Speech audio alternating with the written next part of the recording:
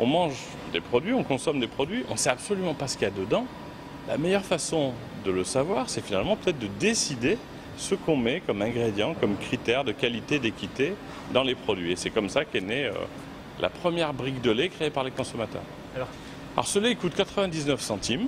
L'originalité de ce lait, c'est que ce prix a été déterminé par les consommateurs en fonction de critères qui avaient eux-mêmes un coût. Je m'explique, il y avait au départ 69 centimes, ce qui était le prix de base, le prix du lait qui n'a pas de critères particuliers, qui n'est pas forcément équitable et qui n'est d'ailleurs jamais équitable. Et puis, les consommateurs ont eu la possibilité donc de dire j'aimerais qu'il n'y ait pas d'OGM dans l'alimentation. Et au moment où ils cochaient pas d'OGM dans l'alimentation, ils voyaient que 5 centimes de plus s'indexaient sur le prix. Ils pouvaient dire oui ou non. Pareil pour le pâturage.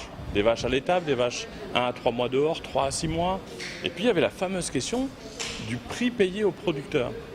Est-ce que vous voulez que ce lait soit équitable?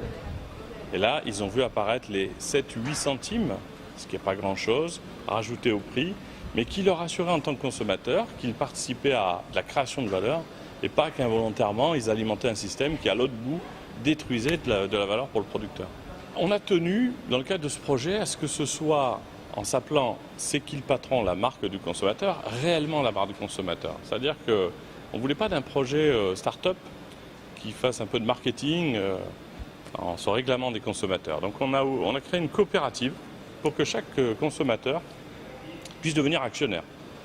Donc c'est une société qui nous appartient, à nous les consommateurs, des produits qu'on maîtrise, on en connaît l'histoire, on détermine le prix, on détermine la valeur, où va l'argent, où va notre argent. Est-ce qu'on aide un producteur, est-ce qu'on fait demain de la pédagogie, du contrôle? Donc on reprend en main de façon saine et positive une consommation qui nous tend les bras. Il y a déjà eu plus d'1 millier là, en quelques jours de gens qui sont devenus actionnaires. Les briques de lait, 10 millions de briques de lait en 6 mois.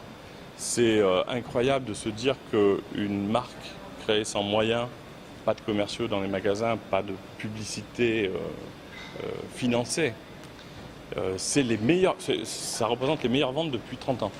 On découvre qu'au-delà du lait, tous les produits alimentaires de consommation et même d'un alimentaire peuvent profiter de ce système-là. C'est la